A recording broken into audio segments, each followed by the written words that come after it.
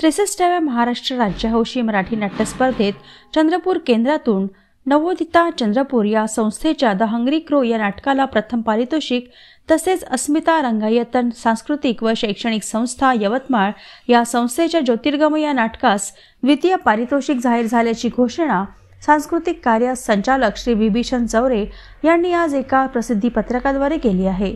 या दोन्ही नाटकांची अंतिम फेरीसाठी ही निवड करण्यात आलेली आहे। सांस्कृतिक कार्य संचालनालयातर्फे आयोजित या स्पर्धेच्या प्राथमिक फेरीचे चंद्रपूर केंद्रावरील अन्य निकाल पुढीलप्रमाणे।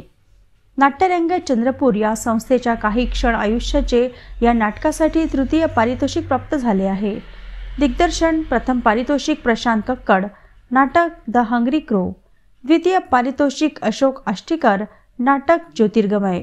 प्रकाश योजना प्रथम पारितोषिक मिथुन मित्रा, नाटक द हंग्री क्रो।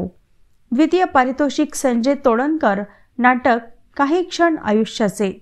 नेपथ्य प्रथम पारितोषिक महेश अडगुरवार, नाटक द हंग्री क्रो। द्वितीय पारितोषिक मुन्ना गरवाल, नाटक हमीदाबाईची कोठी।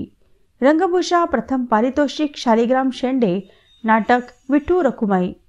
द्वितीय पारितोषिक आशिष महणकर, नाटक ज्योतिर्गमय। उत्कृष्ट अभिनय रौप्य पदक गौरव भट्टी, नाटक the hungry crow. Chaitali Borkute, Katlawar, नाटक कुसुम मनोहर लेले। अभिनयासाठी गुणवत्ता प्रमाणपत्रे सुमेध श्रीरामे, नाटक ती खिडकी। स्नेहल राऊत, नाटक द हंग्री क्रो। स्नेहा टुंपे, नाटक ज्योतिर्गमय। नूतन धवने, नाटक काही क्षण आयुष्याचे। समीप बोझावार, नाटक एक रात्र पावसाळी। विशाल ढोक, नाटक कुसुम मनोहर लेले। ऋषिकेश निवल, नाटक काही क्षण आयुष्याचे।